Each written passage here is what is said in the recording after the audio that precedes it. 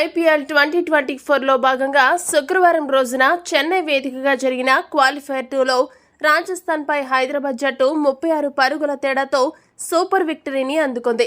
ఎవరు ఊహించని విధంగా ఈ మ్యాచ్లో షాబాజ్ అహ్మద్ అలానే అభిషేక్ శర్మ ఇద్దరు కూడా సూపర్ బౌలింగ్తో ఆకట్టుకున్నారు. ఇద్దరు పార్ట్ టైం స్పిన్నర్లు ఈ రేంజ్లో బౌలింగ్ చేస్తారని ఎవరూ కూడా ఊహించలేదు. చాలా మంది విశ్లేషకులు అలానే అభిమానులు షాబాజ్ అహ్మద్ను జట్టులోకి తీసుకోవడం, అతడికి బౌలింగ్ ఇవ్వడం అనేది కమిన్స్ నిర్ణయమని భావించారు.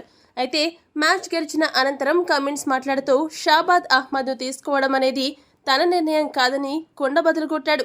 కమిన్స్ ఏమన్నాడంటే, సీజన్ మొదలు కాకముందే ఫైనల్స్ చేరడాన్ని ధ్యేయంగా పెట్టుకున్నాము. మా టార్గెట్ రీచ్ అయినందుకు ఆనందంగా ఉంది. క్వాలిఫైర్ 1లో ఓడిపోయినా క్వాలిఫైర్ 2లో గెలిచి ఫైనల్స్లోకి చేరడం ఎంతో సంతోషాన్ని కలిగిస్తోంది.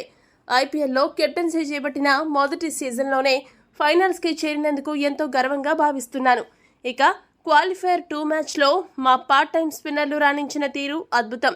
షాబాజ్ అహ్మద్ అలానే అభిషేక్ శర్మ ఇద్దరు కూడా అంచనాలకు మించి బౌలింగ్ చేశారు. అయితే షాబాజ్ అహ్మద్ను జట్టులోకి తీసుకోవాలనేది నా నిర్ణయం కాదు. మా కోచింగ్ సభ్యుల్లో కీలక సభ్యుడైన డానియల్ వెటోరీ ఎడమ చేతివాటం స్పిన్నర్లు ఎక్కువ మంది జట్టులో ఉండాలని ముందు నుండే ప్రణాళిక రచించాడు. అందులో భాగంగానే షాబాజ్ అహ్మద్ను అతడు దగ్గరుండి ఇంపాక్ట్ ప్లేయర్గా పంపించాడు. అతనితో బౌలింగ్ వేయించమని కూడా అతడు సూచించాడు. మా జట్టులోని ఇద్దరు ఎడమ చేతివాటం స్పిన్నర్లు ఈరోజు మ్యాచ్లో అసాధారణ బౌలింగ్ చేసి మమ్మల్ని ఫైనల్స్కు తీసుకెళ్లినందుకు ఎంతో ఆనందపడుతున్నానని కమిన్స్ ముగించాడు.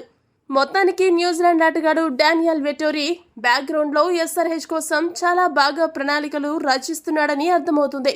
ఇక హైదరాబాద్ అభిమానులు మాత్రం ఫైనల్స్లో కూడా గెలిచి ఎస్ఆర్హెచ్ కప్పు గెలవాలని బలంగా కోరుకుంటున్నారు. ప్రస్తుతం కమిన్స్ హస్తవాసి చూస్తుంటే ఇలా జరగడం పెద్ద విషయమేమీ కాదని అనిపిస్తోంది. ఈ వీడియో కనుక మీకు నచ్చినట్టయితే లైక్, షేర్, కామెంట్ చేయండి. మరిన్ని స్పోర్ట్స్ అప్డేట్స్ కోసం మా ఛానల్ సబ్స్క్రైబ్ చేసుకోండి.